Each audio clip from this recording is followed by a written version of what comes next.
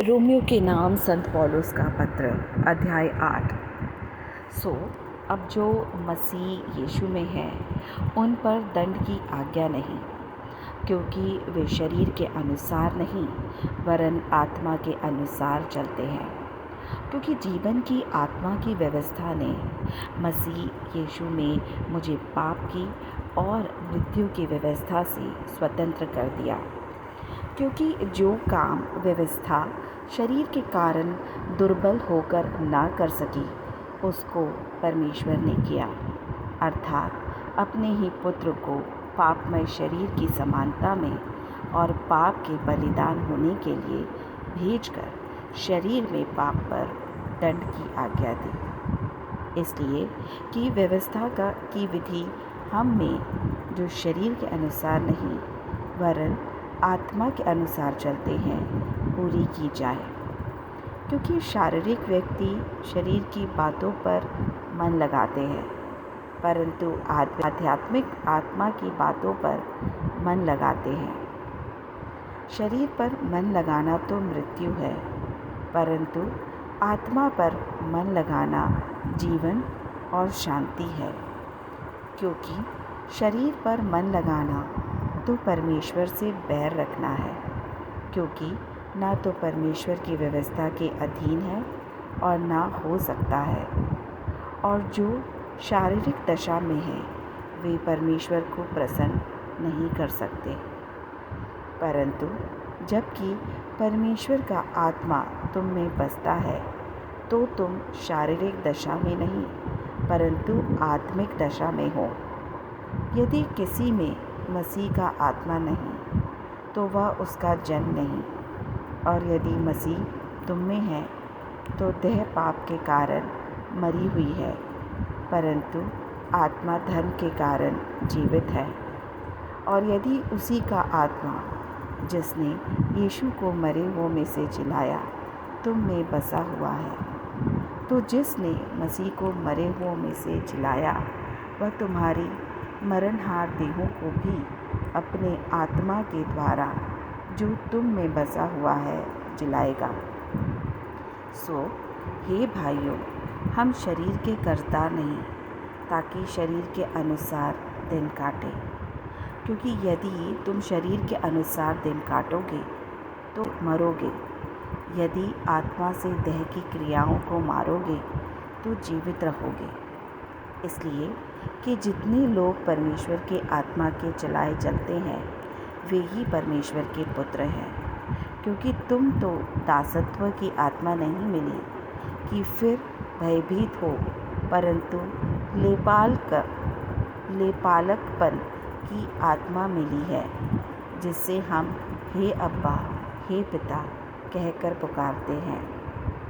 आत्मा आप ही हमारी आत्मा के साथ गवाही देता है कि हम परमेश्वर के संतान हैं, और यदि संतान हैं तो वारिस भी, वरन परमेश्वर के वारिस और मसीह के संगी वारिस है। जबकि हम उसके साथ दुख उठाए कि उसके साथ महिमा भी पाएं। क्योंकि मैं समझता हूँ कि इस समय के दुख और कलेश उस महिमा के समाने जो हम पर प्रकट होने वाली है कुछ भी नहीं है। क्योंकि सृष्टि बड़ी आशा भरी दृष्टि से परमेश्वर के पुत्रों के प्रकट होने की बाट जो रही है। क्योंकि सृष्टि अपनी इच्छा से नहीं पर अधीन करने वाले की ओर से व्यर्थता के अधीन इस आशा से की गई कि सृष्टि भी आप ही विनाश के दासत्व से छुटकारा पाकर परमेश्वर की संतानों की महिमा की स्वतंत्रता प्राप्त करेगी। क्योंकि हम जानते हैं कि सारी सृष्टि अब तक मिलकर कहराती और पीड़ाओं में पड़ी तड़पती है। और केवल वही नहीं, पर हम भी जिनके पास आत्मा का पहला फल है आप ही अपने में कहराते हैं और लेपालक होने की अर्थात अपनी देह के छुटकारे की बाट जोहते हैं। आशा के द्वारा तो हमारा उद्धार हुआ है, परंतु जिस वस्तु की आशा की जाती है जब वह देखने में आए तो फिर आशा कहाँ रही। क्योंकि जिस वस्तु को कोई देख रहा है उसकी आशा क्या करेगा, परंतु जिस वस्तु को हम नहीं देखते यदि उसकी आशा रखते हैं तो धीरज से उसकी बाट जोते भी हैं। इसी रीति से आत्मा भी हमारी दुर्बलता में सहायता करता है, क्योंकि हम नहीं जानते कि प्रार्थना किस रीति से करना चाहिए, परंतु आत्मा आप ही ऐसी आहें भर भर कर जो बयां से बाहर है हमारे लिए विनती करता है। और मनों का जांचने वाला जानता है कि आत्मा की मनसा क्या है, क्योंकि वह पवित्र लोगों के लिए परमेश्वर की इच्छा के अनुसार विनती करता है। और हम जानते हैं कि जो लोग परमेश्वर से प्रेम रखते हैं उनके लिए सब बातें मिलकर भलाई ही को उत्पन्न करती है, अर्थात उन्हीं के लिए जो उसकी इच्छा के अनुसार बुलाए हुए हैं।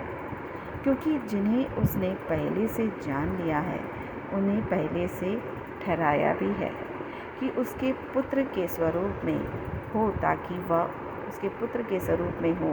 ताकि वह बहुत भाइयों में पहिलौठा ठहरे।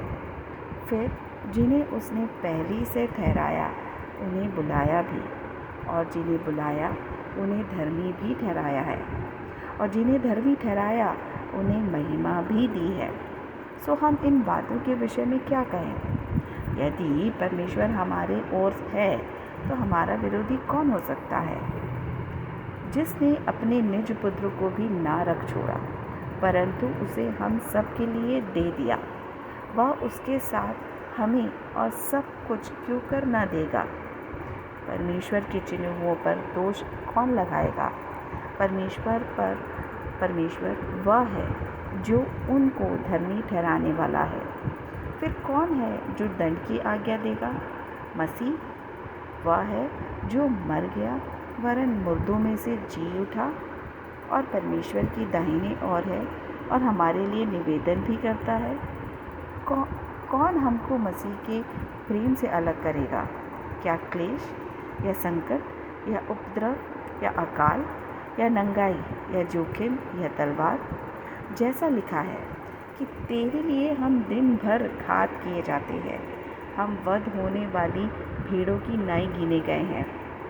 परंतु इन सब बातों में हम उसके द्वारा जिसने हमसे प्रेम किया है जयवंत से भी बढ़कर है।